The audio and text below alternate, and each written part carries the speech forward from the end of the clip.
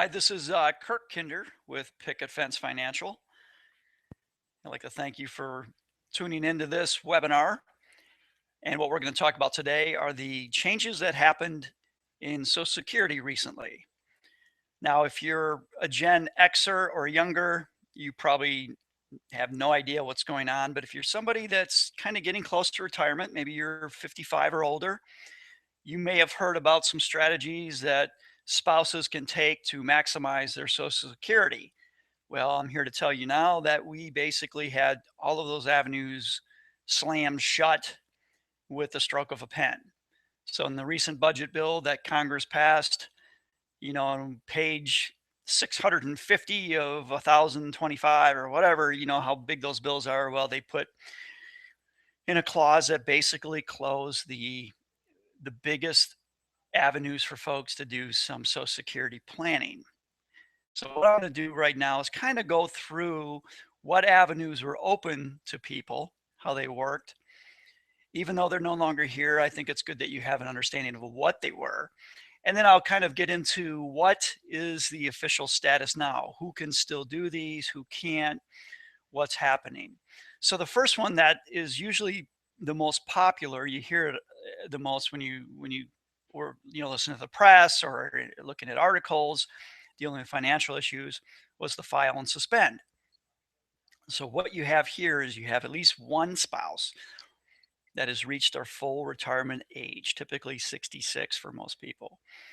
So that spouse who reaches full retirement age files for Social Security, and then they suspend the benefits, hence the file and suspend.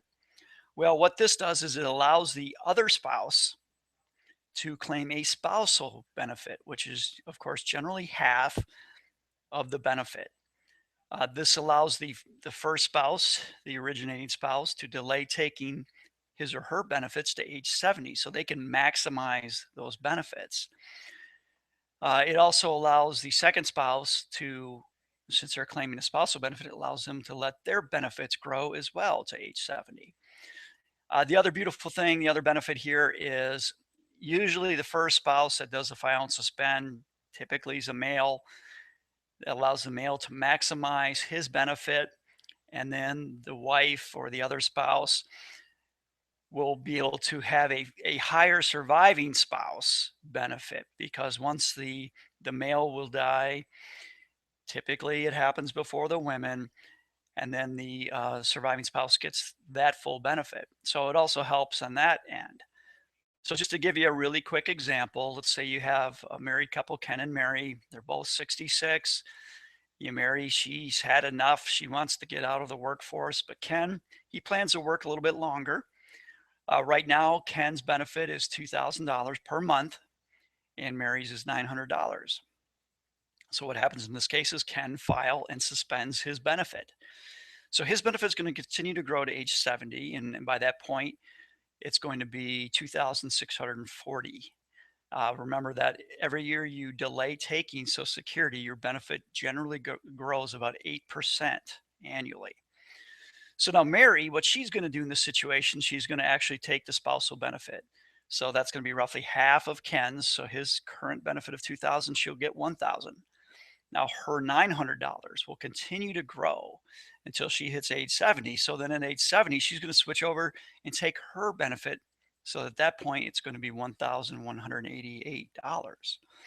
So you can see how a couple here can kind of maximize or at least get a little bit more of their Social Security by taking this strategy. The other thing, as I mentioned before, if Ken predeceases Mary, Mary's going to get the highest benefit possible. She'll get that $2,640. So file and suspend was a very viable option for many couples. Another excellent tool for Social Security planning was called the restricted application. So here again, you have one spouse who reaches the full retirement age. That spouse then does a restricted application, and it allows that spouse to take the spousal benefit and not his or her benefit.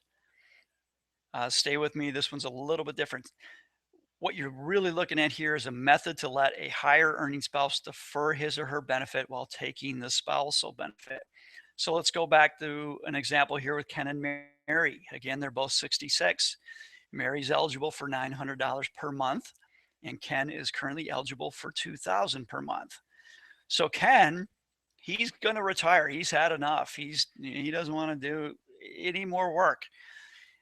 So he is going to do a restricted application, and then he'll take half of Mary's benefit. So half of that $900 or $450 per month, and it still allows his benefit to grow to age 70, where it'll be worth 2,640.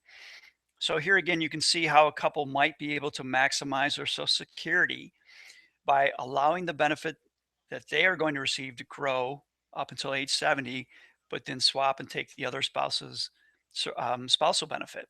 So you can add, sometimes 100, even up to $200,000 over the lifetime of spouses, assuming that they live, until the late 80s or 90s. So again, what Congress did is, I think, in a very nefarious manner, they just snuck this into the budget bill. I do think long term it was probably a good move. It does help to close the gap, the shortfall that Social Security is facing. It's certainly not a huge gap that it's going to fill, but it does help long-term viability. But I just have a problem the way that they did it, kind of the last second they threw it in there, at midnight before the bill was going to be passed. So there was absolutely no debate. There was no opportunity for us as citizens to contact our congressmen or congresswomen and give them holy hell. So it doesn't mean that everybody is affected by this. Congress did put some grandfather clauses in here. Obviously, if you're already doing a restricted application or a file and suspend, you're not going to be impacted by this. You're going to be able to continue to do whatever strategy you thought you were planning on doing. The other thing is surviving spouses are not impacted by any of these measures. So I guess Congress has a little bit of a soft spot in their heart. So if you lost your spouse, you are not going to be out of any opportunity to do any kind of file and suspend or restricted application. So that's good. But this is going to hit people who are currently married or divorced spouses who are going to claim on their ex-spouse's Social Security. So first off, if by October 29th of 2015, you were 65 and a half or older. So essentially, if you were born on April 30th, 1950 or earlier, you're still going to pretty much have the opportunity to do either the file and suspend or restricted application. So you've been grandfathered in, even though you haven't actually or may not have actually implemented either of these strategies. If you're going to be 66 before the end of April of this year, you're okay. With one caveat: if you want to do a file and suspend strategy. So this would be for currently married folks or parents with dependents of disabled children, or disabled dependents, I should say. You have to actually implement the file and suspend by April 29th of this year. So if you can't wait beyond that date and still do the file and suspend. So if you were thinking, I'll wait till 67 or 68 to do this, no. You've got to take action if you want to do a file and suspend by April 29th, 2016. Now, the other folks who have at least a partial of a grandfather is if you were age 62 or older by the end of 2015. So that means if you were born in 1953 or earlier, you are also going to have at least the ability to do the restricted application. So again, if you're 66 by April 30th, you can do the file and suspend or the restricted application. Either of those you can do. Now, if you're 62 by the end of 2015, you're not eligible to do the file and suspend, but you are eligible to do the restricted application. I think this is extremely important for divorced spouses. For instance, I have a client. We've been planning for years for her to hit age 66 and I think 6 months. So once she hits full retirement age, she was going to do a restricted application and take the benefit of her ex-spouse, take the spousal benefit. So half of his benefit and let hers to continue to grow to age 70. So as you can imagine, I was stressing out when I saw that this was closed. And she barely got it. She turned 62 at the end of November. So she snuck in by 1 month to be able to still do this. So I think divorced spouses are going to be hit the most by these rulings. So if you're under 62 in 2015, so if you were born January 2nd, 1954, or later than that date, you're out of luck. You're not going to be able to do file and suspend. You're not going to be able to do restricted application. You're just out of luck. You're not going to be eligible to do any of those things. So you really had your options taken away if you're 62 or under in 2015. So this is a really nice little chart. I can't take credit for it. Michael Kitches put it together. He's kind of a planning guru, but it really does a nice job of showing you what your options are based on your age. So again, 65 and a half or older by the end of 2015, you still pretty much have all the options open to you. If you want to do file and suspend, you do have to do that by April 29th of 2016. If you're 62 or older in 2015, you still have the restricted application open to you, but you do not have the file suspend. And if you're under age 62 in 2015, you're just out of luck.